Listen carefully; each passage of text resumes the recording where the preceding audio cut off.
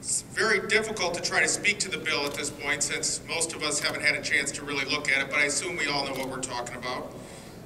Right to work for less, freedom to freeload, whatever you want to call it, that's the bill we're debating right now. And I don't come from an area that has a real strong labor tradition. Most of the people, when they think of Michigan and our labor heritage, think of Southeast Michigan. They don't think of West Michigan, or particularly not Kent County. I suspect I'll be the only member from Kent County here today voting against this bill. But I will tell you this, I always thought that the place I came from had a basic sense of fairness and personal responsibility.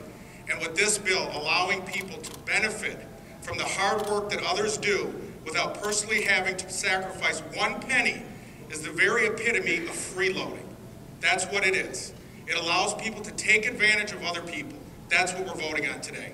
For instance, why can't I go into Cascade Country Club, where the prime mover of this legislation, Mr. DeVos from Amway, has a membership, and ask to be treated in the same way? That's exactly what we're talking about today. Freedom to freeload, to free ride. And it's particularly unfortunate that a bill that probably has the highest public policy impact of any that we've debated here, and in the last 50 years, the other side didn't have the common courtesy or the guts to allow the public to hear what they were doing. No committee hearings, no opportunity to debate amendments, no public input, Republican staffers in the gallery taking up seats so that taxpayers who traveled across the state to get here are locked out. I heard one of our colleagues talk about the great transparency we have in this chamber since the latest leadership has come in. This is transparency? This is what passes for transparency here? If you support this legislation, and I respect the sponsor of the amendment because he's been very clear over the last 2 years about why he thinks the state should go this route. But the rest of the people here don't have the guts to talk about this in front of people in this state. That's shameful. That's not democracy. This is where democracy goes to die today. Because the majority in this state who lost 52% of the vote in state house races does not have the guts to defend this.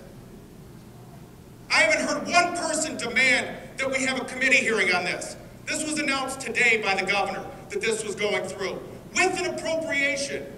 Not even willing to take this to the voters. I've heard people talk that this is retribution for Proposition 2. And whatever you think about Prop 2, one thing's clear. The sponsors of that had the common courtesy to take it to the voters. They got beat, fair and square. Why can't you take this to the voters? Because you know what'll happen. You're doing this in lame duck because you know next session you won't have the votes. This is an outrage.